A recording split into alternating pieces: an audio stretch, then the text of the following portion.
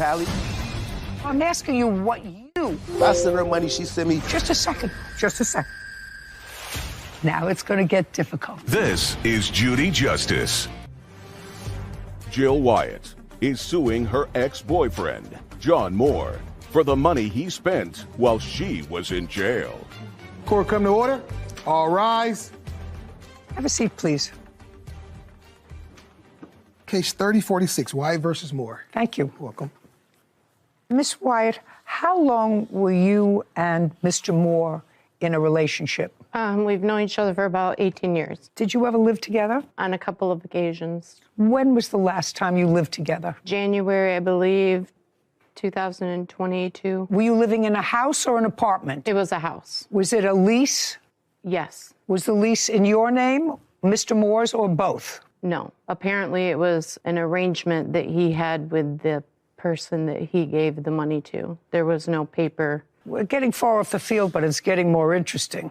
Now, Mr. Moore, Miss Wyatt, although I believe she probably has a good memory of this, I have just a sense that she's reluctant to give me information about this for whatever reason. In January of 2022, sir, you and the plaintiff were living in a house together. No.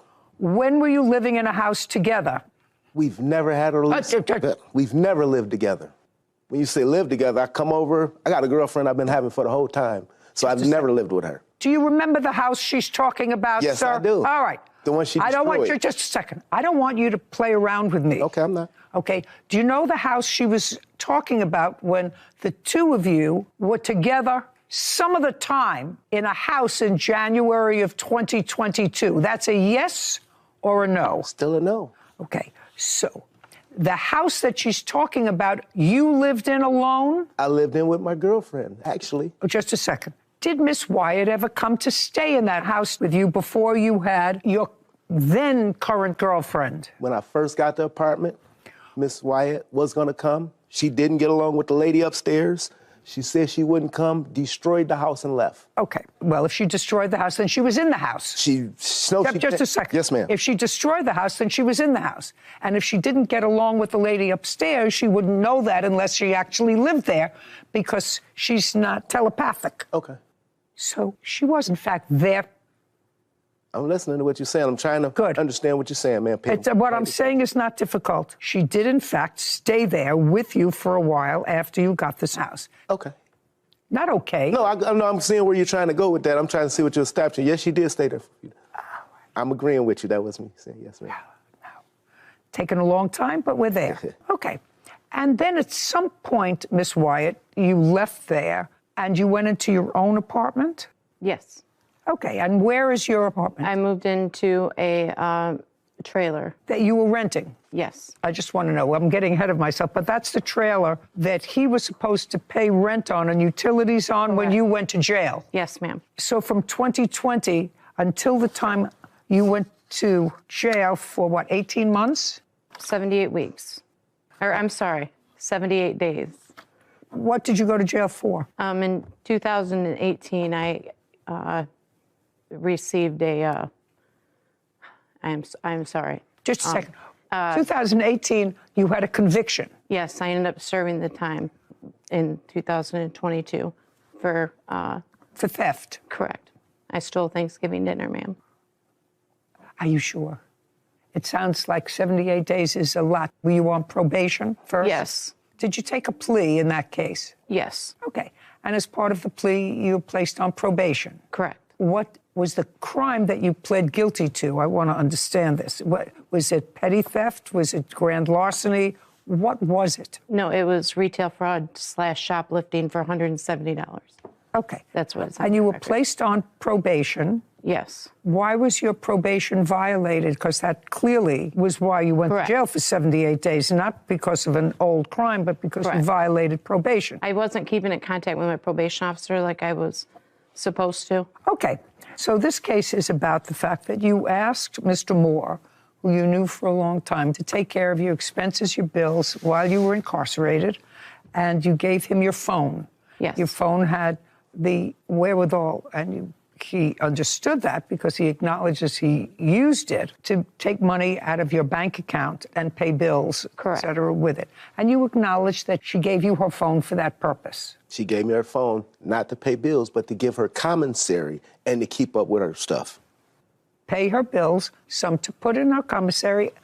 And the last thing you said was pay her bills and... Put money in her commissary and keep up with some stuff. That's the keeping up with some stuff is what we're talking about here, Yep. sir.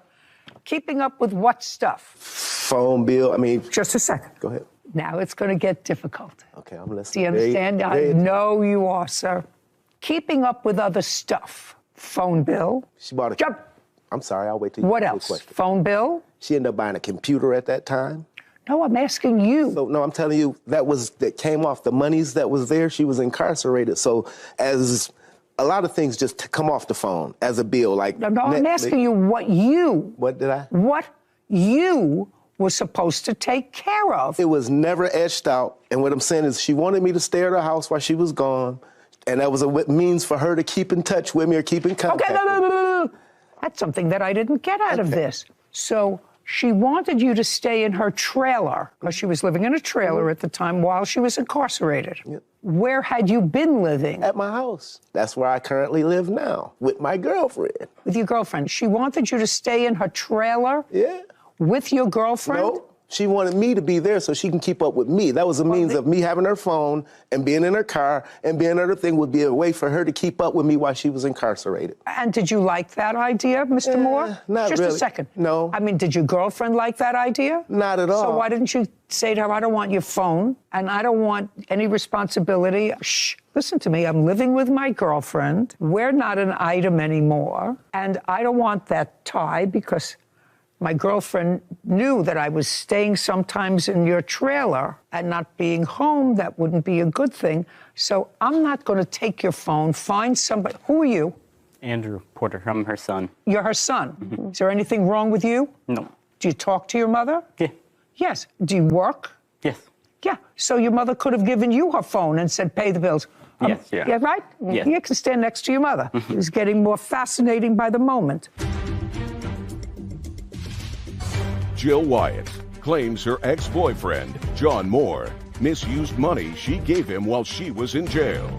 John is countersuing for a false arrest. So, do you understand, Miss Wyatt? I know that you thought it was going to be easier when you came here. It's No, I did not. But I'm very glad, because I have a feeling I could scratch the surface and I'd find more dirt. The more I scratched. You would. The more I scratched. Well, I have no intention of spending my life on this nonsense, because now I see that you have a perfectly normal child, an adult child, to whom you could have assigned the task of paying your bills. And I assume that you trusted him more than you trusted this guy, who seems to have a girlfriend, but then, it can be convenient. He can go here. It's never painted that way when it's in the midst of things, but he... Yeah, I also work out of state. What? I work out of state. I'm like a field engineer, so I'm only in Michigan maybe a couple weeks at a time. That's okay. I mean, Paying your bills doesn't mean that you have to be in Michigan. You can pay your bills, and you could have done all of those things, except anyway, this is your case. You allege that Mr. Moore took money out of your account, a couple of $1,000s. $781 of that he gave to me while I was in jail, but the remainder he can't account for anything that he did. So somebody did put in your commissary? Yes. Yes. Okay, he said he also sent you, there was $600 in the account when he gave the phone back to you. Was there $600 in the account when you were released from jail? The date of that? What's the date of it, sir? She asked the question, but the answer did I give it to her? I don't have I didn't know I was going to come to court, so I didn't. But if I look at my phone, I'm quite sure, because all our transactions were via Cash App. What do you mean you didn't know you were coming to court? Where did you think you were coming today? When we were in this situation, never did I think we would be sued. Oh. So I wasn't keeping tally. But now you know you're coming to court, so it would seem to me if there's an allegation in your answer that I returned the phone to her, there was still $600 in the account, at least I would have that document. Give me a second, I can get right to it. I can give you a second. I believe that amount was for the August rent. on it. Just a second. All I'm asking you is, did he put $600 when he gave you the phone? Was there still $600 in the account? No, that was like a month after. That was for August. What do you mean it was for August? What does that mean? For the August rent. This whole thing with not living with me and not being with me or whatever is untrue. When I got out of jail, we were supposed to be working together, living together. This was no anything like he's describing with having somebody else or anything like that. I would like to see, Mr. Moore, when you gave her back the phone, that there was $600 on the phone. It's her phone. I'm not Just sure. Just a second. I'm saying I don't have evidence of her phone. Okay, now. But I gave, if you asked her, she'll tell you I gave her $600. You say that the money that you used, and you acknowledge that you used some of the money, was because you drove her car for a half a block. Nope, it was more than a half a block. Well, just a second, let me see. It says that. Just a second. I drove her car 1 block to my job. So it wasn't a half a block. Just a second. I drove her car 1 block. I apologize, it wasn't half a block. Put your hand down. To my job when she was in jail, and the alternator went out, and it was impounded. Now, explain that to me. You drove her car, you had your own. For some reason, you drove hers. Why don't you give me a 1 sentence as to why you drove hers? 1 sentence. 1 sentence. On my truck, I had my equipment, my lawn equipment, and I was just going 1 block away, so I didn't want to have to turn it around. And the car was impounded at my job, 1 block away from my house. Why was it impounded? Because it stopped on it. The alternator stopped. Just a second. Cars aren't impounded because an alternator stopped. The alternator stopped in the middle of the street. I couldn't move it. They had to tow it because it was in the driveway. They towed the car because the alternator stopped. What you said? Well, that's your fault, sir. It's my fault her alternator went out? Yes, sir. It's your fault that the car was impounded. I'm listening. No, I'm really trying to understand. I want you to listen. Yes, it's your fault. And I don't know what other nonsense there is here, but if Sarah was driving her car and it stopped running because the alternator went out, I'm going to take a guess and I'm going to say, Sarah, what would you do if your car stopped running in a driveway, blocking the driveway? What would you do? Call AAA. Call AAA. Call a tow truck. And you would call a tow truck and ask the tow truck to take it to a auto repair shop. To an auto repair shop. Your first clue would not be just to leave the truck there and say, send it to impound. No, it happened. Just a second. Mr. Moore, please try not to test yourself on the dumb scale. Nobody who's responsible because a car breaks down leaves it in the middle of the road to be impounded. That doesn't make sense. It's illogical. Second thing I'm concerned about is when your car is impounded, in order to get it out of impound, which you say that you did, you have to show proof of title. Yes. Yes. Now, how did you get proof of title? Because I had the title. Just a second. I hear the wheels. I hear. You had the title because? I had access to her house. Well, the title is in her name. Right. They wouldn't give you the car. You're not her. I mean, I would look at you and I say, not even close. Unless she gave you authorization in writing to get the car out for her, no impound service is going to let you take her car because anybody can pick up a title and say, I want that car out. Do you understand? Yes, ma'am. Okay. So you want to try that again with me? Here's my question. I end up getting a... No, just a second. Okay. I want you to tell me where it was impounded. It was impounded at my job. It was impounded and it was in a place that was a high traffic. I walked back to the house. Yeah, I want to tell you something. You wouldn't know the truth if it came up and slapped you in the face, Mr. Moore. That's what happened. You wouldn't know the truth if it came up and slapped you in the face and introduced itself to you. Okay. Now, how much did it cost to get the car out of impound? It cost me $1,000 total. No, it didn't cost you anything because you took it out of her phone. Didn't cost you. It cost $1,000. To get it insured, retitled, so I could have the ability to get the car out. Well, how did you get her name on the title? What you mean? What do you mean, what do I mean? She has to sign it over to you in order to... It was already signed over to me. It was already signed over. It was already signed. I sell cars, Ms. Judy. Just a second. You don't sell cars. You just told me that your car broke down on the way to your place of business. Yes, to my job. On your job, and your job is not an auto mechanic. or salesman for a car service, which is what you told me. I sell cars, Miss Judy. That's why the title was turned over to me, signed over, and I managed to get the car titled in my name. You want to try this on for me? Judge Judy, I'm sorry, I didn't mean to disturb you, but I was in a situation where it was impounded. They were charging $30 every single day, and she would have lost her car. So just say you. Just a second. No, I didn't. Just a second. I didn't forge anything. Well, you had to have forged something, sir, because if it was in impound, and what you're saying is they were charging $30 a day, she was going to lose her car. Your next statement was, because you keep digging that hole a little deeper and a little deeper, you couldn't get it out because the car was in her name, not yours, but you had the title because you had access to the trailer, which is what she's suggesting, and you went and forged her signature, got a new title, got insurance, and the car was clearly towed, but you got it out of impound, that's what you said, with a new title in your name and insurance, also, I assume, in your name. Yes, ma'am. What did you do with the car? Gave it back to her when she got out. Just a second. You gave it back to her. Did you sign over the title? Yes. Shh. Jill Wyatt has accused her ex-boyfriend, John Moore, of stealing her money while she was in jail. John is countersuing, claiming Jill had him falsely arrested.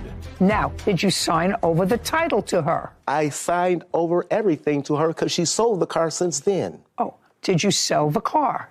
Since all this? Yes. Yes, ma'am. But he's.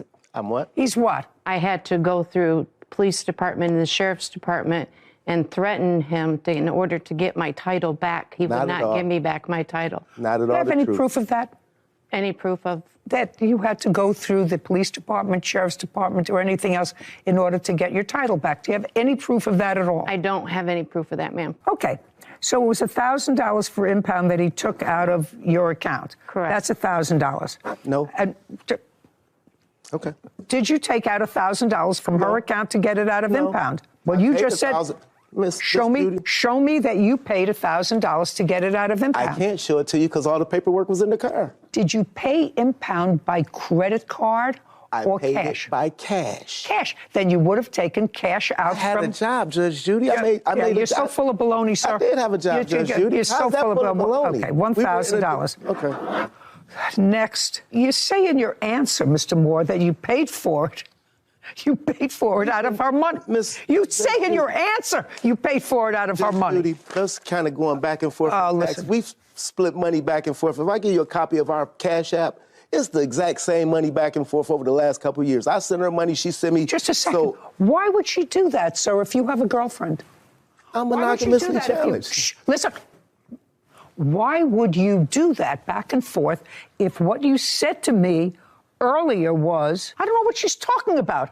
I live with my girlfriend in the same place as I'm living now. Now let's move on to, so far I have $1,000. And I really, Miss Wyatt, don't understand anything else. And I'm not spending any more time with your case.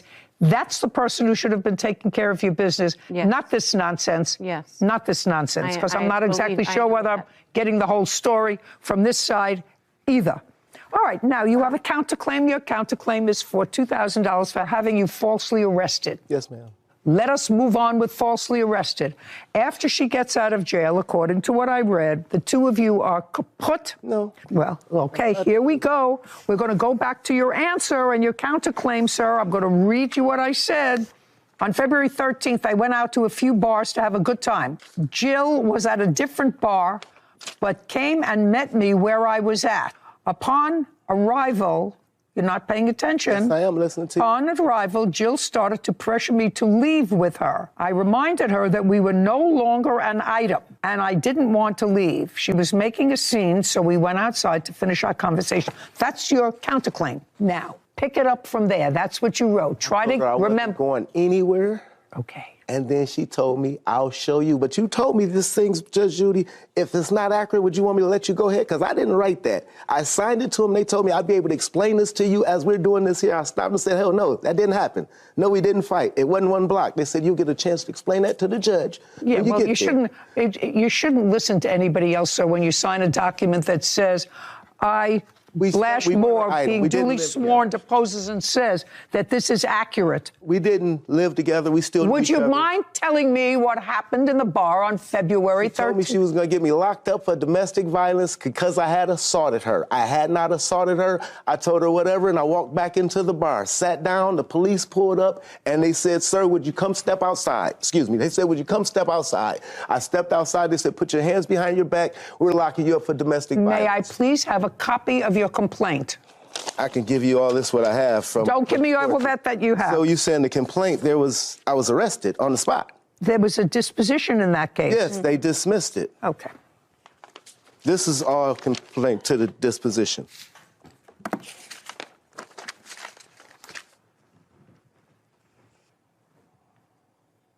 Oh, here we go. The case was dismissed in the interests of justice because you agreed to pay her restitution for just a second. Yep.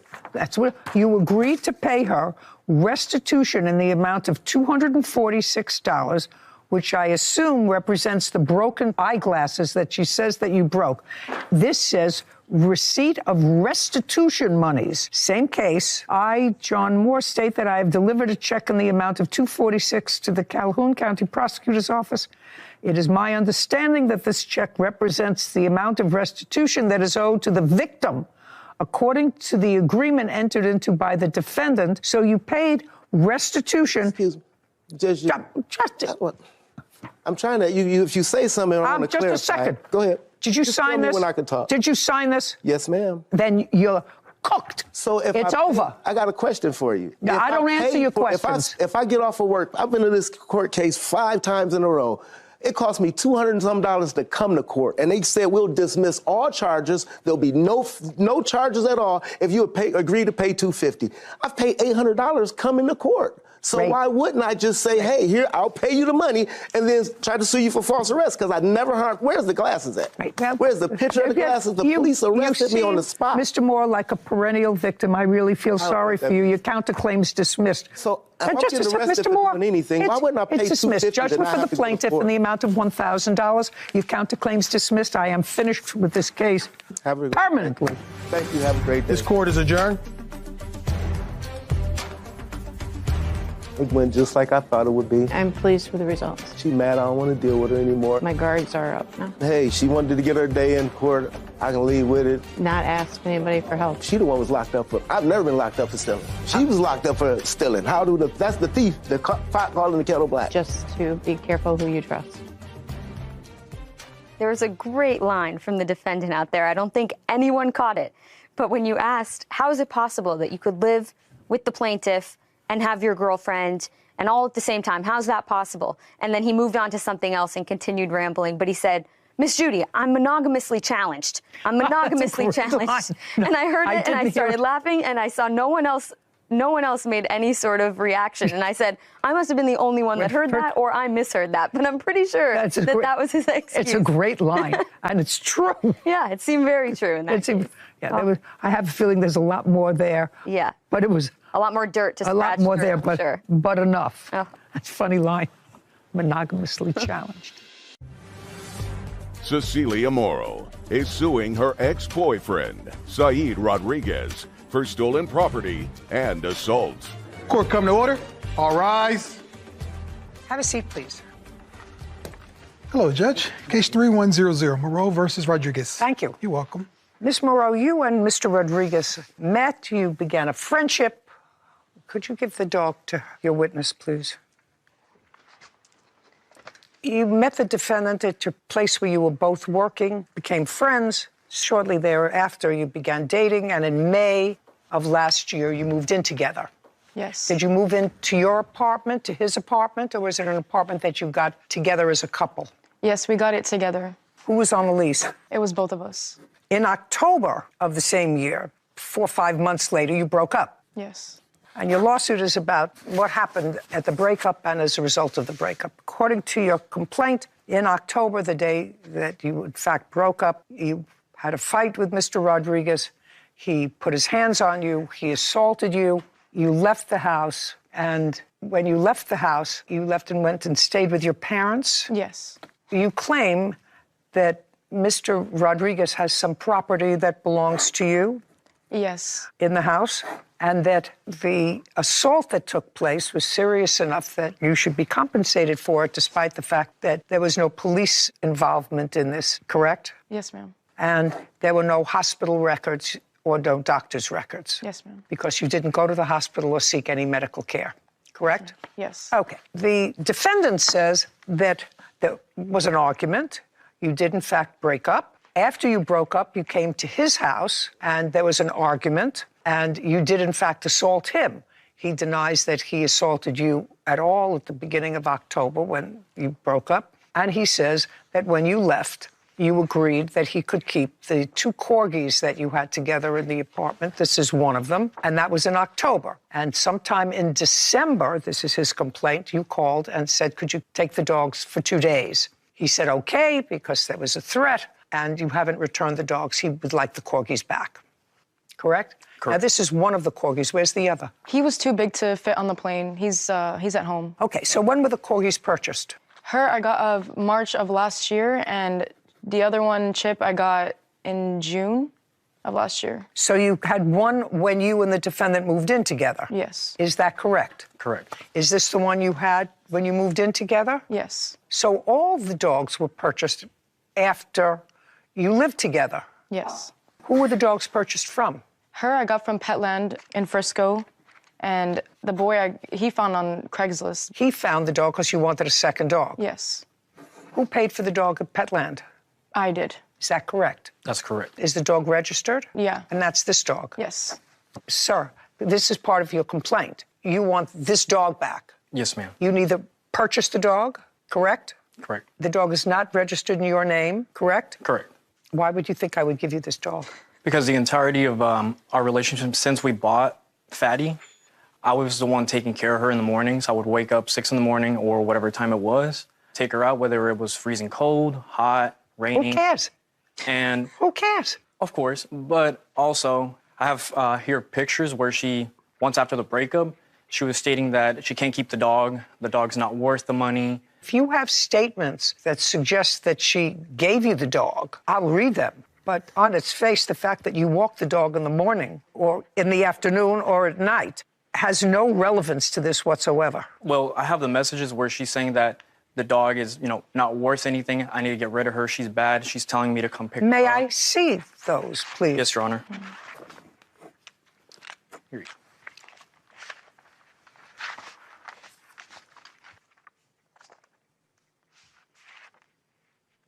What are you selling? Who's selling something? She is stating that she wants to sell the dog. That Chip? That is the other dog, yeah. Well, one she bought, and it's in her name, so that's definitely hers. And also, That's Fatty, right? Yes. yes. And Chip, sir? So it was about both of them. From the day we broke up, I kept the dogs because she couldn't keep them. She couldn't take care of them. She left them in the cage all day. And I also have evidence where, her family members are throwing cheese at her face, mistreating the dogs. Show me. Dog looks perfectly happy to me.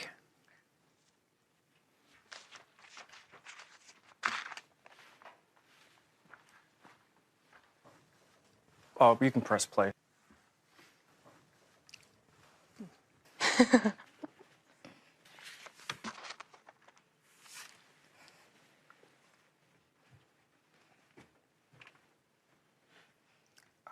What was that big piece of cheese that was thrown in the dog's eye? That was my dad from TikTok. Who did that to My the dog? dad. What? He has a TikTok account. It's a trend on TikTok to throw it on babies' faces and dogs. That's terrible. It's a trend.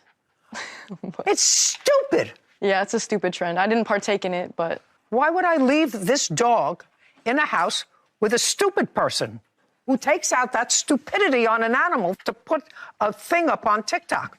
That's absolutely outrageous. we take care of them. They're fine. No, you don't. What's wrong with you? Why would you even think that that's reasonable? Cecilia Morrow has accused her ex-boyfriend, Saeed Rodriguez, of assaulting her and stealing property. Saeed is countersuing for the return of 2 corgis and claims he was the one assaulted. Why did you leave the dogs at his house for 2 months? It wasn't 2 months straight. It was probably like a week or two No, straight. it wasn't a week or two. What do you mean straight? You had a fight in October. Yeah. We were co-parenting, I guess, with the dogs because I was working and so was he. So we couldn't. Are you telling me after you broke up? Yes. How could you be co-parenting with somebody? You mean you would go to his house and get the dogs, or he would bring them to your house? He would come to my house to pick them up and drop them off, and it would same way with. And he would see you? Yes. He would see you? Yes. Did you have conversations with him? Nothing important. Well, I want you to tell me, after you broke up, how did you arrange that you would co-parent for the dogs? There wasn't really an agreement. It was just, I'm busy, can you pick him up? Yes, and then same. Not true. Now, this argument that you had in October when you broke up, you want to tell me about it, and then I'm going to get back to the dogs. So he assaulted me. He punched a hole in a TV. He bought the TV, but still, he punched it because I told him if he was going to put his hands on me, then we're actually done. But he punched the TV instead, and I have pictures of what he did that night. I don't care if he punched a hole in the TV. It's his TV. Yeah, he punched holes in the apartment that we were staying at as well. You're still in the apartment? Yes, Your Honor. He's still there. Did you take her name off the lease? Yes, Your Honor. I don't care what he did to the apartment, madam. He's still in the apartment. He's going to have to pay for any damage. Let's move. You didn't call the police as a result of whatever incident happened in the house. You said he got mad at you, he accused you of cheating. That's what you said in your complaint. He came in, he jumped up on top of the bed, and then he choked you, and then he hit you. You have photographs of that. Yes, I do. I'd like to take a look at them.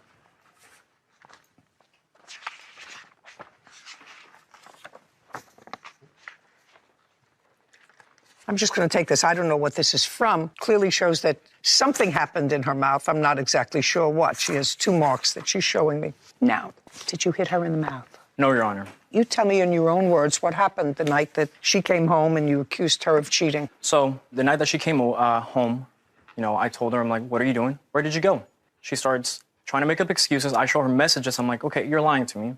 I don't appreciate it. She starts going off. I start going off. Just a verbal argument. And just like how she assaulted me. No. She didn't touch you that night. She pushed me. Tell me how that took place, sir, that she pushed you. She's a very angry person, and... No. How it came about that she pushed you. Well, started arguing back and forth about how she wasn't doing anything wrong. And I told her, yes, you are. And now you're fighting verbally back and forth. Yes. And she pushed you. She put her hands on your chest. And she... Show me how she pushed you. Show me on your roommate how she pushed you. Go ahead. And she just started trying to slap me. And at that moment, that's when I pushed her over and I told her, do not put your hands on me. Just a second. So you pushed her over? Yes, to defend myself. You pushed her over. All right, so this is your problem, sir. You said nothing happened that night. You said in your answer nothing happened that night. I have a copy of the police report that I reported. I'm going to look at it in a second. Now, you say here, I never assaulted Cecilia. We have plenty of arguments during the relationship, but I've never assaulted her. She has a tendency to blow things out of proportion. I have never put my hands on a woman in my life. Well, that's not true. You just told me you did. That's self-defense. You didn't say that here. You said, I've never put my hands on a woman in my life. Would that be considered assault in self-defense? No. That's not what you said. Okay, now I'll see the police report.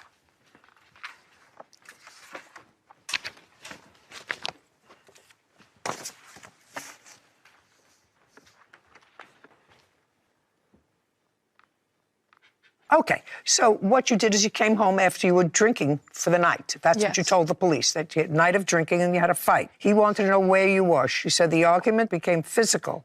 The defendant here grabbed her and pinned her onto the bed while he laid on top of her, holding her arms down. Proceeded to take his right hand and bruised and cut her lips. She was dizzy but did not lose consciousness. It was not because of the alcohol she had previously consumed. Cecilia said she eventually left the room and went to sleep. Just a second. So after this incident, when he allegedly hit you, causing this injury to your lip, you went back to living with him? Yes. Yeah? I'm reading this thing, and I said, well, she said she was assaulted. She left. She went home, and she went to live with her parents. But you didn't. You went back to sleep, and then you stayed with him because this incident, the one that you just described to me, happened on September 10th. And you went to the police on October 24th. Yeah. Then there was an incident on October 19th. She said you had another argument, but he did not strike her because she threatened to leave if he did. Instead, he punched holes in the apartment. She decided to leave after that and no longer is living with him. Okay, now, later on in the month, after the 19th, because now I am not considering what happened on September 10th, because you went back to live with him. Between September 10th and October 19th, did you share a bed? That's a question. Yes.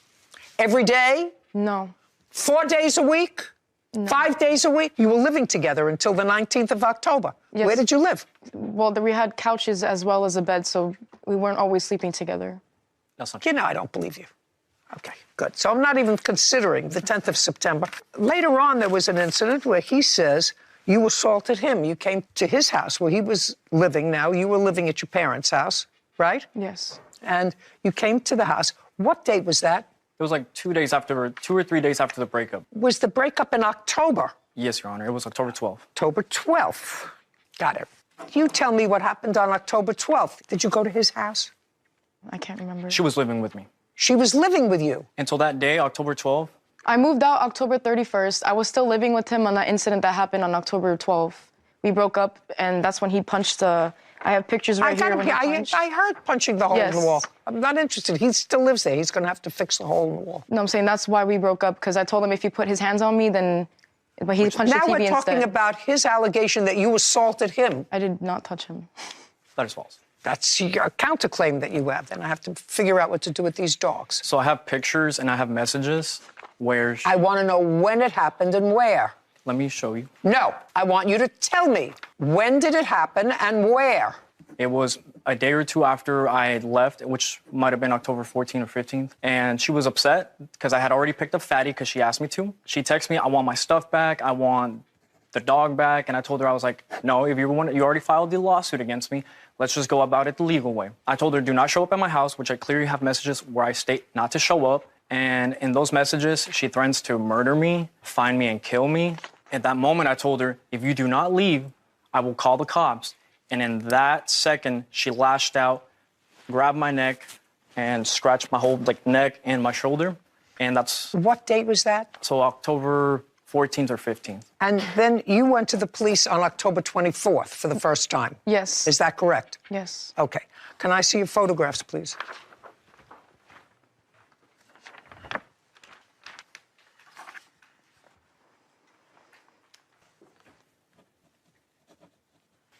Did you report this to the police? I called the police in the incident. That's why she attacked me. Just a second. Did the police respond? The police did respond. They did not want to take a report. Kevin, would you show this to the plaintiff, please? He pulled a gun out on me, and that's why I brought her as my witness, because she was there and saw everything that happened that night. Cecilia Morrow claims her ex-boyfriend, Saeed Rodriguez, owes for an assault and personal property. Saeed is countersuing for the return of 2 corgis and says he was the one assaulted. Now, did he pull a gun out before this happened? I want you to explain exactly how it happened. The reason I went to his house is because I noticed on my credit card that he spent $600 on a PS5. He's 22, by the way. What is a PS5? A console for gaming with those kids play Fortnite, yeah. Okay, so he spent money from your credit card? Yes. Okay, had you contacted him about it? Yes, Well, you I went? have, yes. Okay. And he took my dog as well, and she is my ESA animal. I can't be separated from her. That's not true. She is my ESA animal. She's what? My ESA animal, emotional support animal. It's registered with the government. Do you want to see the... I'm not interested. Okay. Do you work? Yes, I do. I'm a realtor as well as a financial advisor. Do you see a therapist regularly? I need to. Yep, that's not what I asked you. Do you see a therapist regularly? No. Who did you get to write the letter for you that indicated that this corgi that you left behind is an emotional support animal? That's a question. Madam, look at me. It had to be a doctor, correct? Yes, it is. It had to be a doctor. Yes. What's the name of the doctor? I have No. The answer is, You don't know offhand the name of the doctor, is that right? Yes. Does the doctor live in the area where you live? No. How many times did you personally visit this doctor? Not once. It was registered through online. The answer is never. Yeah. So you're trying to tell me that I should look at a certificate that some doctor gave you online that you needed a support animal when you are not in any psychiatric care and haven't been. The doctor never examined you, but for a fee, pay attention, for a fee, wrote you a letter so that you could make this an emotional support dog. Now I want you to tell me in what month? May. And I have the registration if you want to take a look at it. I don't want to take a look at it at all. It's nonsense. You know it's nonsense, and I know it's nonsense. Now, there are several reasons why you get these nonsense online from close the cover before you strike doctors that will attest to the fact that you need a therapy dog in order to survive. There are several reasons for it. You want to take it to work? No. What was the reason? There has to be a reason. Yeah. I'm really smart. I know. Really smart. It was so we didn't have to pay the pet deposit, so when we got the apartment. There you go. So it was a fraud. No, but Just a second. So it was a fraud. So you committed a fraud, so you didn't have to pay a pet deposit for your animals. When I asked you, you want to read me back the answer when I asked her, do you see a psychiatrist? And she said, no, but I need one. And you knew you needed one in May when you had to pay the pet deposit. No, I need You two. two people are really cute. Is that what she said? Yes. Yeah. Okay. Mr. Rodriguez, the plaintiff owns the dog. She owns the dog. She paid for the dog.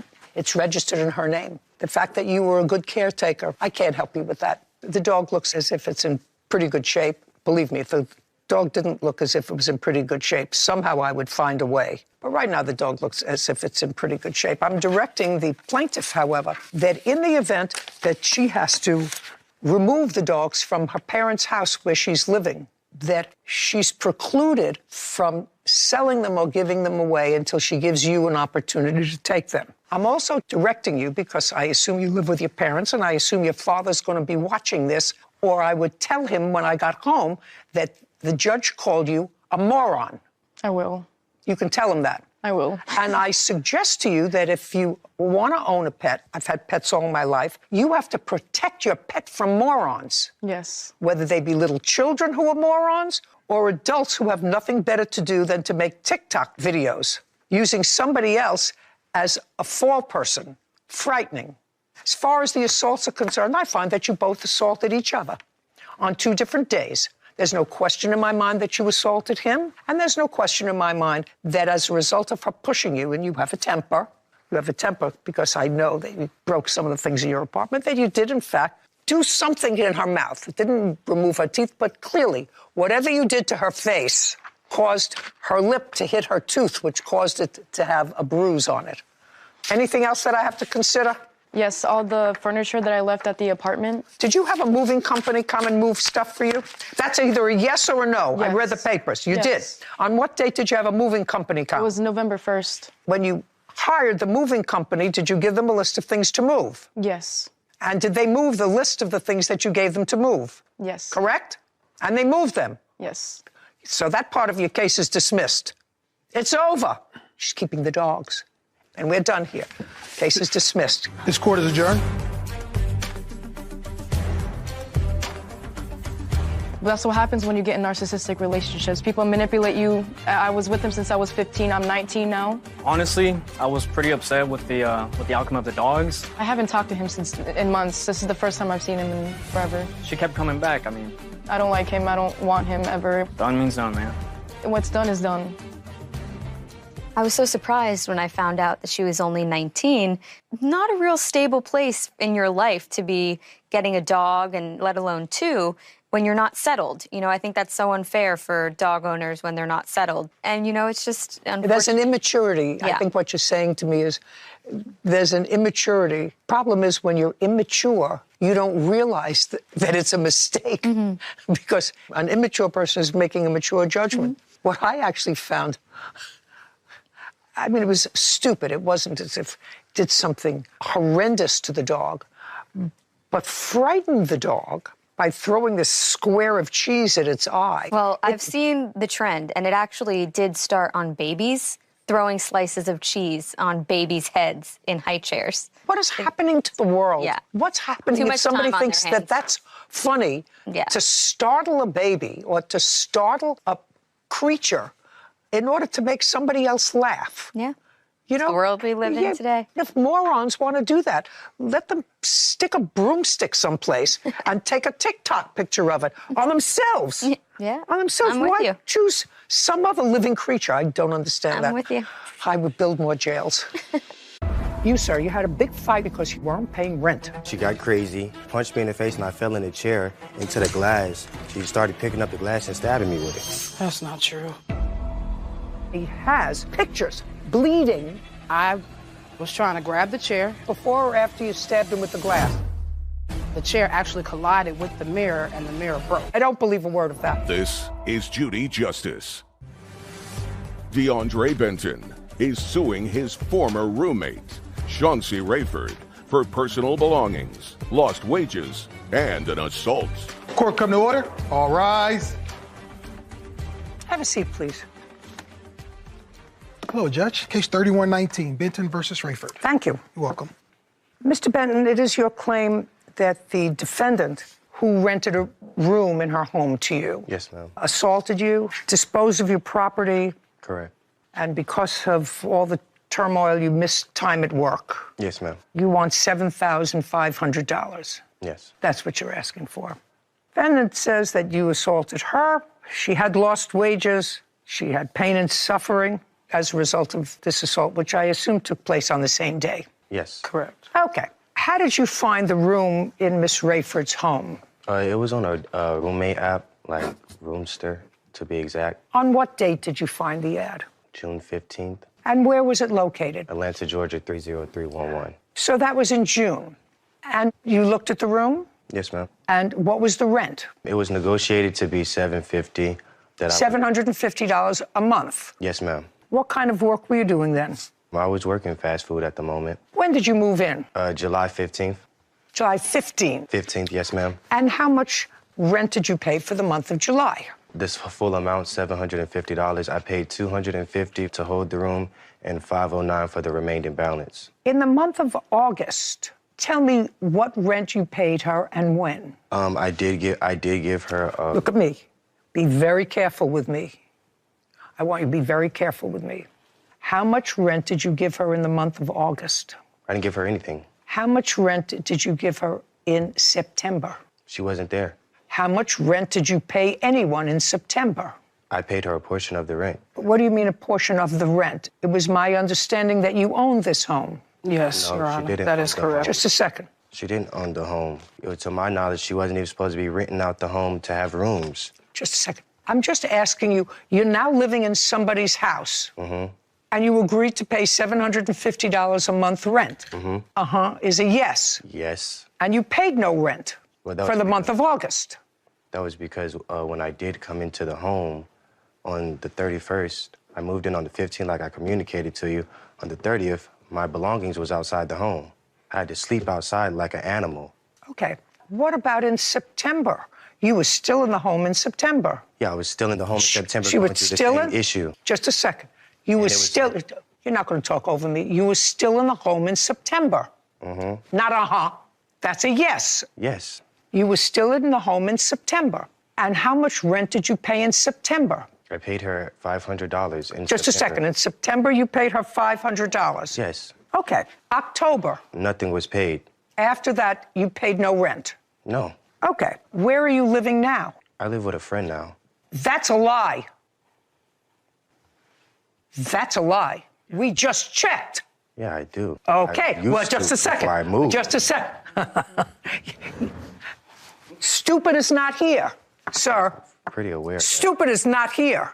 So now you're a squatter in a place where you're paying no rent and you live with him? No, ma'am. I have my own place. Oh, good. Because he doesn't live with you. He's living in a place where he doesn't pay rent. He moved in and stopped paying. I'm not finished with you either. Do you understand? Yes, I understand what you're saying. Very good. So if you understand, you weren't living outside like an animal, and you've been living for August, September, October, November, December, January and February, 7 months in a place in which you pay no rent. Well, can I ask a question? How am I supposed to pay rent when I had several eviction notices and she wasn't there to show up? Then leave. Then leave. I mean, you're a squatter. Leave, but you are a squatter. She told me I didn't You're have a to. squatter. Well, if she told you that you don't have to, then the two of you are in collusion here. I'm not talking about it, ma'am. Who told you didn't have to pay? The judge, because I didn't say the judge didn't say I had to pay. The judge said I did not have to leave, that she didn't find a reason to eviction of me because she didn't show up and provide her evidence. I'm just telling you, you're a squatter. You don't pay rent. Everybody else here pays a mortgage, pays a maintenance. You moved in and you became a squatter. And I don't care what some other nitwit said to you, you're a squatter. So you get zero for the rent, for your property. I'll get to the assault in a minute. I read your answer. When did you purchase the house? June 3rd, June of what? 2021. What was your mortgage? The first year, from June when I moved in 2021, it was $1,575 a month. For the mortgage? Correct. June of 2022, it increased by $40 and went to $1,615. In what month did you stop paying the mortgage? September of 2023. Why? DeAndre Benton claims his former roommate, Chauncey Rayford, threw away his property and assaulted him. Chauncey is countersuing for property damage and says she was the one assaulted. Now, in what month did you stop paying the mortgage? Well, to be completely honest with you, Yeah, I don't want you to be dishonest with me. You have to be honest with me because I know everything. Yes, ma'am. I got laid off. I was okay, just living off of savings for a few months. Things got hard. Just a second, you got laid off from what job, where? Carvana, and this was November of 2022. All right, so you've already been laid off for a year, and you're telling me you paid your mortgage until September? Yes, ma'am. I was doing anything I could from an app called InstaWork. Okay, so then you stopped paying your mortgage in September? Yes. And when did they foreclose on your house? October 23rd was the date that I was told that myself and DeAndre needed to be out of the I just asked you a question. They foreclosed on the house in October. Yes. Where did you go? I had to move back with my mother in the state of Missouri. I lost everything. My job, the home, my dog. Okay, so now the bank owns the house. Yes, correct. And he's been squatting still in the there. house since October. Yes, he will not leave. Get out of here. Now, I've listened to what you just said just about the ownership of the house and when she turned it back to the bank. You said in your brief questioning before that she didn't own the house. She was a renter. I wasn't supposed to be there in the first place, and she knew that. I wasn't even aware of that. That's not Just a second. If she owns the house, you can be there. She doesn't own the house. She doesn't own it anymore. She never did. Well, show me proof of that. Okay, that I'd like to see.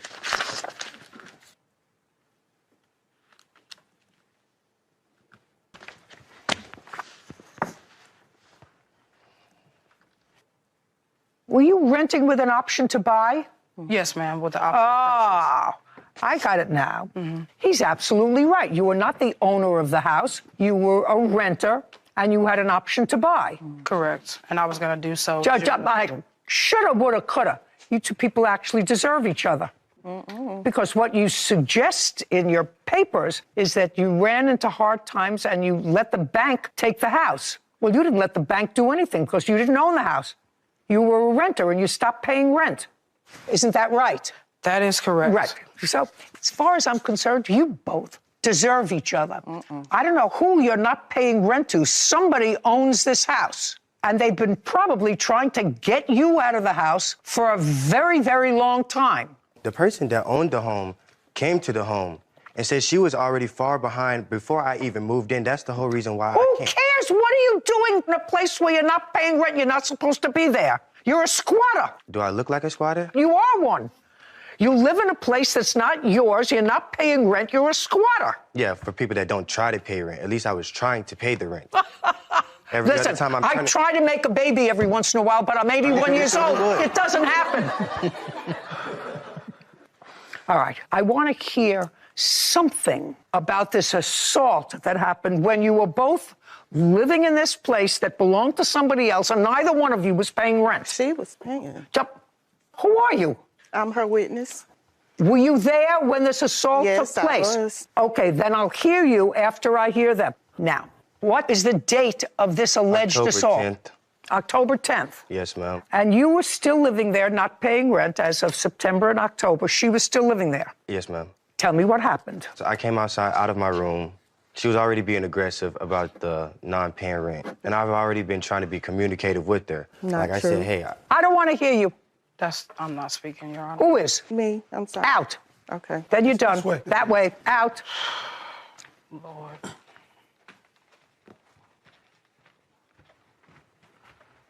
Go ahead.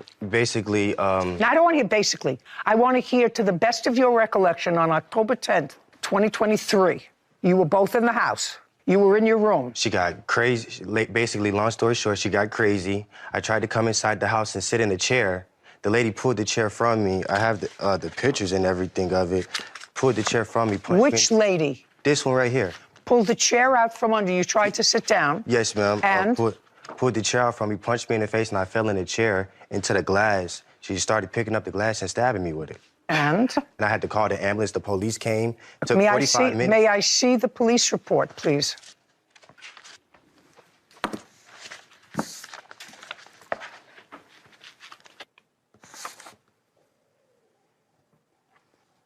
Did you ever speak to the police, Miss Rayford? That day? That day? No, ma'am. I ended up leaving because... Okay, just a second. Don't tell me because. The police have memorialized what they saw on the 10th, and they saw him with multiple wounds on his body. Some were bandaged and some not. You were not in the house. This person, I assume, is your girlfriend. Correct. Okay. So the two of you were in the house. After this incident took place, whatever the incident was, the two of you left. That's correct. He called the police. I'm not sure what he Well, did. you didn't call the police. No, I did not. No. Now, so from you, I would like to see... When you left the house, ran out of the house with your girlfriend, I assume you went right to an emergency room or something as a result of the lacerations that you say you sustained as a result of this fight. So I'd like to see those records. I did not go to seek emergency treatment because I didn't have any insurance. I just bandaged it up myself. Well, where did you run to? To go and get bandage. And when did you come back to the house? I did not. That was my last day. So that was your last day. Okay. That's a lie. So now... She did. I would come back only to the return house. when he was not there to collect my things. Oh, so you did... Leave. Just a second. So you did go back.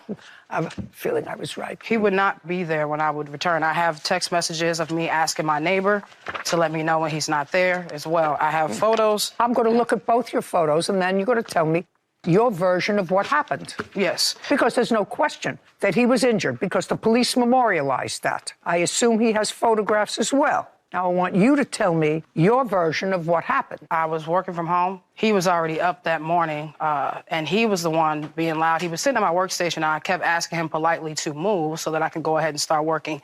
He refused to move. He told me he had a right to sit wherever he wanted to in the home. Now, mind you, he's never... Just a second. Did you pull the chair out from under him? DeAndre Benton has accused his former roommate, Chauncey Rayford, of throwing away his belongings and assaulting him. Chauncey is countersuing, claiming DeAndre damaged property and assaulted her. Okay. Did you pull the chair out from under him? No, he was not sitting at it at that time. I was trying to move myself. He had walked outside the front door, and as he did that, I was trying to grab the chair, and he ran towards it and sat in it. And that's when the chair actually collided with the mirror, and the mirror broke at that point. And then? And then he proceeded to pick up pieces of glass, and I have the photos of my injury right here. That's a lie. I don't want to hear you. He also damaged my work equipment. I had just started that job July 17th. Lost my job on Friday, October 13th, because he damaged my computer. I have a police report that I filed because... I'd like to see it. When I did return to the home, after, you know, stitching myself up. You didn't stitch yourself up. I did go and get bandages. You didn't stitch yourself up. Well, okay. The wrong verbiage. Yeah. This is what I submitted Just a online. second. I asked you for your police report. Yes. Period. Okay. Show it to me. It's right here. This is what I have filed online. After communicating with my job, they told me Just a in order for second. them to... This is on the 12th. You said this happened on the 9th. It did happen on the 9th, Your Honor. And what I did was I was in communication with my employer to see what they felt was best because... What does she do for a living? She was a shift manager. She still work? Yes, she works. Well, why wasn't she paying rent? We don't live together. She had her own place. Interesting. Okay, you wanted to say something to me? Yes, that's actually a lie. As far as me assaulting her, I never once touched this lady. I never once disrespected her. I never once raised a hand at her or tried to, like, physically harm her. She was very aggressive, very disrespectful. That's not true. Okay, can I see your photographs, please?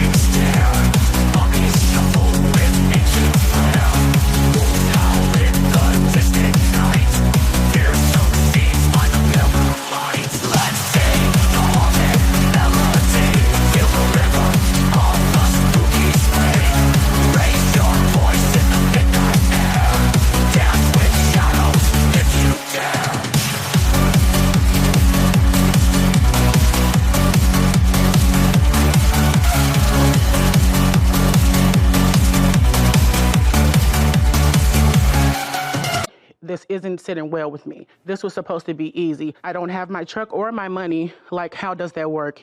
And then I offered to just go down there and get it myself. And then he said that there was no place. I said, okay, but how do I get it home with no place? So this whole time he was kind of dragging me on. And then this is the picture of another truck that he sent me. That's a picture of him. Yeah, he's posing in front of the truck, the second truck he supposedly had bought for me. At the auction, yeah. He just told me he bought the second truck at an auction. There's no indication that that auction house where he said he bought it sold a truck that he said that he bought, either in June or July. Got that right? Yes. Okay, I don't have to waste any more time. You have no paperwork, Mr. McIntosh, that you bought this truck. You have no proof at all that you brought this phantom truck to her house. Why would she be asking for her money back? Because I bought her a truck and I dropped it off in front of her house, left her the paperwork saying what's wrong with the truck and the truck. She says that she didn't want it, so I said my finder's fee was only like $400, and that's $200 for just a bus ticket to get there.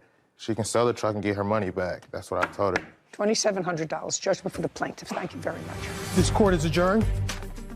I hope this don't affect the relationship with my nieces and nephew. I'm not really here to bad talk to anybody. I just wanted, my money back. I left it there with the papers and the receipts. Right is right, wrong is wrong. She said she didn't want it. I told her she can sell it back, get her money back. I feel like he kind of screwed it up in a way. I just want to be a good uncle all the time. I love when a website is so meticulous and gives us all the evidence that we need. This website had a very well planned out photos. A towing company. Towing and auctioneer house had every single auction, every car that was sold, photos, the username of the person who purchased it, and the price of the vehicle. I can't imagine a company like that doing that voluntarily. And it has to be by law to be licensed in order to avoid stolen cars being auctioned off. Has to be very smart. Yeah, good way to track the evidence. That was the... Annabelle Barone is suing her ex-boyfriend, Asael Arteaga, for a loan. Court come to order. All rise. Have a seat, please. Hello, Judge. Case number 2060, Barone versus Arteaga. Thank you. You're welcome. Ms. Barone, case is not a very difficult one. You met Mr. Arteaga? Arteaga. Take your hands out of your pockets. At a bar? Yes. When? Back in June of 2021. Did you ever live together? No. You always maintained your own residence and he his? Yes, the apartment I owned was always underneath my name. But he never lived there? No. Good. But you bought a car. Yes. In what month and year did you buy a car? I ordered a Tesla back in, if I'm not mistaken, May. And May of what year? May of 2021. Was it a new car? Yes. Give me a rough number. How much was it? Out the door, 72,000. And what color did you order? Black. This is what the case is about, and it's going to take me very, very little time to resolve the case. You ordered the $72,000 car in black, and because of whatever strange reason, you wanted the car wrapped. Now, I think most people know what that means, and I think I know what that means. That means you take a perfectly good car and you put a different finish on it. Is that what it means? Yes. You buy a car that has a nice shiny finish and looks clean, and then you put something on it that, I don't know, looks like it's been sitting out under a volcano. I guess you could say that. What? I guess you could say that. I just did. And that cost money. It cost an additional, I think, according to the papers that I read, $3,800. No, it's $3,950. How much? $3,950. And you had some of that money, but you gave him, transferred to him, $1,800 on your credit card. Yeah, so it was an agreement made between... No, I didn't ask you. I didn't. You transferred to him $1,800 towards this wrap on his car. I made the payment for him. You made the payment for him on a credit card? Yes. And according to you, your arrangement was that he would pay you back monthly $100. Correct. You don't dispute that. She offered. Yeah, she offered. And you did, in fact, on 3 separate months, pay her back $100. Yes. And that means that in your view, it was a loan. Well, it was more of a gift. Well, then why would you pay her back $100 a month, Mr. Artiega? Because our finances are much different. She What do you knew mean that you- I was getting a car. I ordered a car, so it was a gift for me. Because she already knew that I was looking for a PPF, which is a paint protection film. So I'm more... Listen to me. Yeah. You're not answering my question. You're doing a dance around my question. If it was a gift to you, this $1,800 towards the wrap for your car, why did you pay her back $300? To help her out. Yeah. And then you stopped, because that sounds ridiculous. You still have the Tesla? I still do. Yes. You making payments on it? Yes, ma'am. Good. What kind of work do you do? I'm an electrical superintendent. Expensive car. Indeed it is. You're a single guy? Yes. That's what single guys do with their money. Tell me why you stopped paying her back, Mr. Artiega. Things got sour very quick. So things got sour with the relationship? Yes. Okay. And is that when you stopped paying her? Yes. Good. Judgment for the plaintiff in the amount of $1,500 is what he owes you for the balance of the loan. Thank you. We're done. This court is adjourned. We broke up. It was a nasty breakup. There was bad feelings and tensions between the both of us. It was a bad breakup, yes, but there's a lot more details to it. It was just out of pettiness at the end of the day. Because she caused a lot of rifts. I'm just not going to loan out money to just anyone from here on out. I'm glad it's over. And I'm really happy I get my $1,500 back. Now that we've been here for a little while and I've been learning from you and all these cases that we've seen, still, rule number 1, never give a boyfriend money and expect to ever see it again.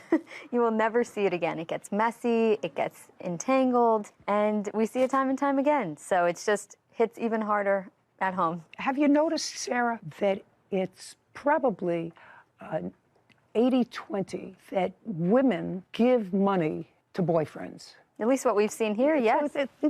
You know, and if this is a microcosm of the world, and I don't know what that is, I haven't been able to figure it out. I've been doing this kind of business for 30 years, and I can't figure out why. Perfectly lovely young woman, guy's buying a $72,000 car and says, hey, babe, I'm short $1,800. Well, if you're short $1,800, buy a cheaper car. Yeah. You know, there are cars that cost less than $72,000. Anyway. But women should be smarter and not agree to do smarter. that. They ought to make mandatory watching these cases as part of a growing up process. A lot of great life lessons, for sure. Case 2073, Joseph versus Williams. All parties, please step forward. Donnell Joseph is suing his niece, Tina Williams, and his sister, Martha Williams, for personal property. Mr. Joseph, these two ladies are your half-sisters? My half-sister and her daughter, my niece. So, what's your first name? Martha Williams. Martha is your half-sister. Yes. And your first name? Tina. Tina is your niece. Yes. And you and Martha have the same mother. Yes. Your mother had a house. The house was in her name. Your mother passed away in the early 70s. Yes. At that time, she was married to your father, not your father, correct? No. And your father lived in the house until he died. Yes. And he died in what year? 2018. Somehow the house, which had been in your mother's name, never went through a probate process. So as far as the law was concerned, the house remained in her name. It never went to her surviving spouse or her children when she passed away in the early 70s. What I'm reading is when your father passed away in 2018, the house sort of remained vacant for a while. For how long? Since he passed away. So nobody's lived there? Correct. And you knew your father passed away, I assume? Yes. And you knew your mother passed away? Yes. And after your mother passed away, she passed away in 1971 and 1972? Did you ever visit with your father in that house? I visited with my father. I lived in the house. From when to when? Well, I lived in the house 1963 until like 72, and I started moving out. But I would still go back to the house because it's my family home. I want to know the last time, Mr. Joseph, you lived in the house. 1993. So, almost 30 years ago. And where have you been the last 30 years? I've been in New York. I've been incarcerated. You've been incarcerated from when to when? 93 to 2012. So 1993 is when you last lived in the house? Correct. But you were released from prison in 2012? Yes. So for the last 10 years, you have not been back to the house? I've been back to the house, but not living there as a resident. Okay. So for 10 years. Right. As an adult, how old are you? I'm 64. As an adult, from age 54 to 64, you had access to the house, visited your father in the house. Right. Not before then. Right. Okay, and you haven't lived there full-time in decades. Correct. This is what your lawsuit wants. You had 10 years after you were released from prison to go and get these treasures, and you didn't do it. Because my father's house was like the treasure of all his children's property. As long as he has... As long as he had a bicycle or a Boy Scout book. Let's start being real. Okay.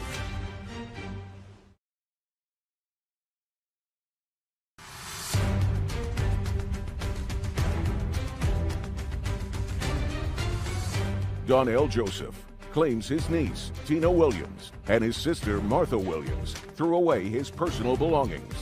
Tina and Martha are countersuing for the cost of a cleaning crew. Your lawsuit is seeking $10,000. Yes. Because, according to you, the defendants disposed of your property that was invaluable. And I'm going to describe the property that you say was invaluable. A 1911 Boy Scout handbook. Yes. That you treasure. Yes. You should have taken it out of the house in 30 years if you treasured it. A mountain bike, purchased in what year? Was it 71 to 72, around there? I know it was a 3-speed, 10-speed I got. That was in 1970 in the Univega. You wanted it, this 50-year-old mountain bike? You should have taken it over the last 10 years. A vintage reel-to-reel tape player. Yes. You know how many of those I threw in the trash? Do you have any idea how many of those I threw in the trash? You got those a half a century ago. Oh my God, I remember them, big reels, and how excited we were. You could talk into a microphone, and then you could hear your voice come back, and then all of a sudden you got a phone. You could do that, the same thing. So everybody took these things, and they couldn't find enough places to dispose of them. It's not vintage anything. It's a piece of trash. Can I speak, Your Honor? About what? Okay, the reel-to-reel tapes, right? Some of the tapes had speakings of my brother and Martha's daughter. Then you should have taken them with you. In 40 years, if they were treasures of yours, sir, and you're 64 years old, I would want those treasures around me. And you had 10 years after you were released from prison to go and get these treasures. And you didn't do it. You just left them in your father's house. Because my father's house was like the treasure of all his children's property. This is how we connected to our father, because everybody has left. Everybody has died. So as long as he has... As long as he had a bicycle? As long as he had a bicycle or a Boy Scout book? The Boy Scout book was handed down to me through my father's. Let's start being real. Okay. Okay, let's start being real. Okay. And the first draft of my published manuscript. Yes. Why didn't you take that with you? For safekeeping, I let my father hold it because Well, that's not a good idea, sir.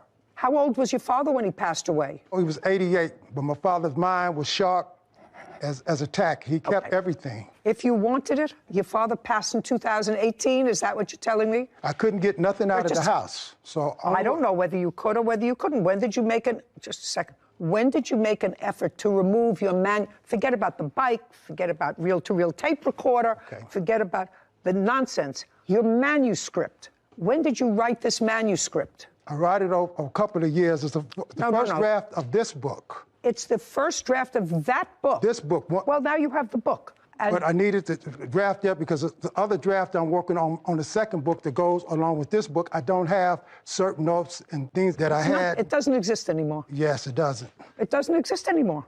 And if you wanted it, you should have gotten it. In 2018, when your father died, you were out of prison.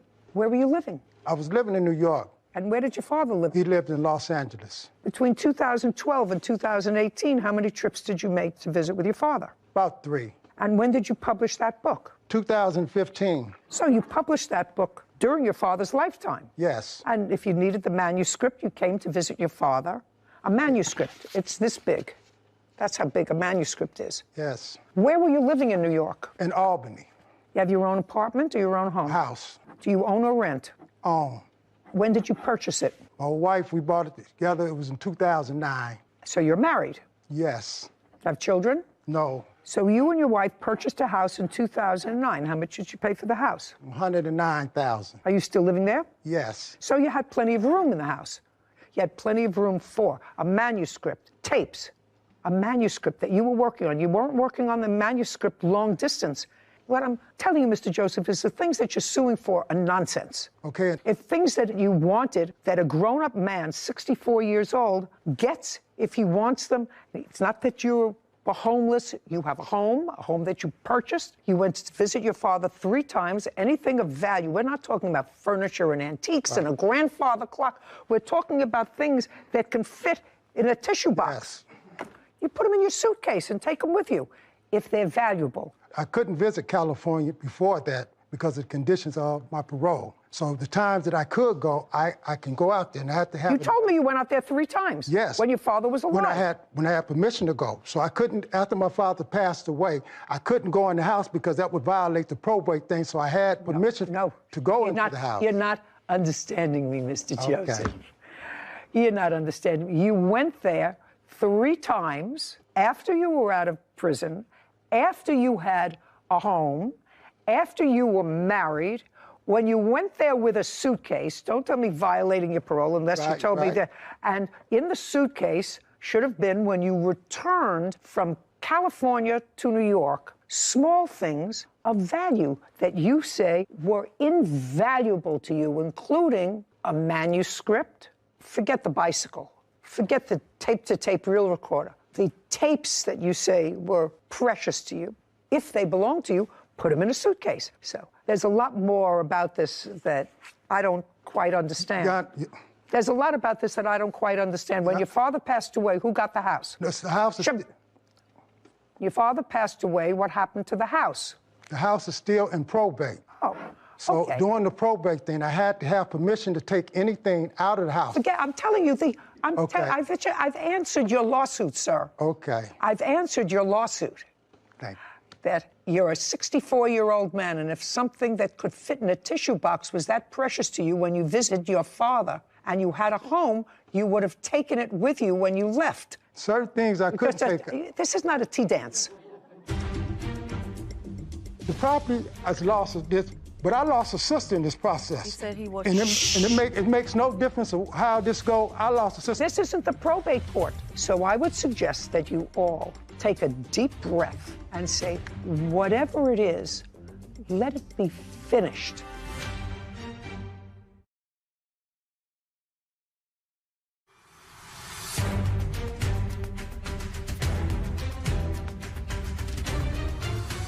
Donnell Joseph claims his niece, Tina Williams, and his sister, Martha Williams, threw away his personal belongings. Tina and Martha are countersuing for the cost of a cleaning crew. I asked you if the house is still in probate, which is unfortunate because people didn't take care of the business. Who are the beneficiaries of the sale of the house? Me, my sister LaWanda, my half-brother Justin Joseph, my sister Sherry's 2 sons. Okay, let's try to clarify this. Are you the executor of the will? There's no will. My mom's the administrator of the probate. And I just got to be administrator. We had to go back and forth to court. We had no way of getting in and out of the house because we had no keys. Okay. And your father, I assume, had no will. He had no will. What's the value of the house? Well, we don't know because since Martha became the administrator, Just we have... a second. What's the address of the house? My mom had the house appraised at $250,000. She's going to tell me. So the off-market says it's approximating $464,000. It's a 3-bed, 1-bath, 858 square feet. And the estimate? The range is between 400 and 515. Ooh, well, the family has a valuable asset that has yet to be divided after all this time. It's a good lesson for everybody out there. Make a will. Now you can tell me. Thank you. My grandma, which is their mother, she bought the house on her own with my mom's last name, which is her dad's statement. It's her maiden name, who she was married to. We don't know if they were married. That's what we're going through in probate. It's a process. But the beneficiaries would be Donnell, my mom, and 2 heirs of a deceased sibling. Donnell has also been in jail for most of my life. He hasn't been to California at all. So I wanted to back that up as well. Well, he's not entitled to anything. Okay. If he wanted these items that were valuable to him, he should have taken them during his 64 years. The most safest place that I had in the world for my valuables to be held was my father. If you own a home in New York with your wife and you had an opportunity to take these valuable things because you said you visited with your father after 2009, then you should have taken them. And don't tell me it was the safest place because... Not only the safest thing, but my father... He lost 2 sons. The only thing that he had in his house is the things that was left over from his children. And to take anything that was of value away from his children would have hurt my father. So the safest place for all our property. Mr. Joseph, you don't think you're going to prison hurt your father? Yes. Okay. That's why I changed my life around. Let's get real. Okay. You're not getting any money here. Okay. You're going to wait for probate. And in the probate procedure, which hopefully won't take forever, but it clearly can because people are irresponsible and don't create a will, it is likely that you will have part of the proceeds of this house. Likely. Only because if your mother passed away and if she was in fact married to your father or lived with him at that time in California, if there was a common law relationship and they did have children together, then you as a offspring would be entitled, if there was no will, to part of the proceeds of this house. Yes. When she bought the house, she bought it as a married woman. So once she didn't buy it as a single property. That's something, Mr. Joseph, you don't have to convince me of. You have to convince the probate judge of. Okay. You also have a counterclaim that's ridiculous, and I'm not entertaining it. It's really just stupid. Stay with probate. When is the probate proceeding supposed to be finished? Well, we're going through mandatory settlement. One thing I want to say, Your Honor, however this probate is, I wanted to, the property has lost this, but I lost a sister in this process. He said he was. And it makes no difference of how this go. I lost a sister. My niece, she's something else, but I love my sister. This isn't the probate court, Mr. I love Joseph. my sisters. This is not the probate court, Mr. Joseph. And I suggest that if you love your sister... She know I love her. Just a second. If you love your sister, you're 64 years old, to me. and you're 64... When you know I love you. Shh. Mr. Joseph. Mr. Joseph. Yes. I know you can get emotional in situations where family is involved, and your sister clearly is sick because she's using oxygen. I just had liver surgery. Mr. Joseph, what I'm telling you is, if you have an opportunity in the probate court, I'm actually telling this to both you and Miss Williams, if you have an opportunity at your age and your stage to settle something that gives each of you something, maybe less than you would get if somebody was disinherited, but at this stage in life, at 64 years old, somebody who just had liver surgery and someone who must rely on oxygen in order to breathe, My common sense tells me that what you do is not to give the whole thing away to lawyers who are there sucking up whatever profits there are going to be in this house. Because if the house is worth $200,000, you're going to get a bill for $140,000 for the probate administrator, for the lawyers, and you're going to wind up with zippity-doo-dah. So I would suggest that you all take a deep breath and say, whatever it is, let it be finished. You have no case, Mr. Joseph. Rely on the probate system. I wish you good luck. I said your countersuit's ridiculous. And I'm dismissing. I have proof. I want to tell you something. Your countersuit for having to rehire somebody to move is ridiculous. I'm telling you, rely on the probate court. We are done here. Would you please let me present my countersuit? No, I read it. I read it. I'm dismissing it on its face. We're done. This court is adjourned. All I can say is I love my sister. Just the same thing that's happening, nothing. Whether it's a probate thing or not, that ain't gonna never change. I don't want to hear anything else. I'm always love her, because that's my sister. Let the probate court decide it. You know, at 25, after doing season 1 of this show, I created and executed a will because this is a situation we've seen far too many times, and it's so unfortunate to see the breakdown of a family over something that could have been prevented had the mother, father, grandfather, grandmother created a will when they were alive to tell the rest of us how they'd prefer their property to be disposed of. It's fascinating to me that their mother is gone for 50 years. And for 50 years, that title to that house, which is Never got flagged, never was... Nobody ever thought about it. Yeah. And the father lived there for 40 years. Must have at least paid the taxes and maintenance because on it did, absolutely. And hello guys, please subscribe my channel. You're watching my channel. So what's up guys? Look, this is a very beautiful location from Italy, and I think you love it. This is a very nice place.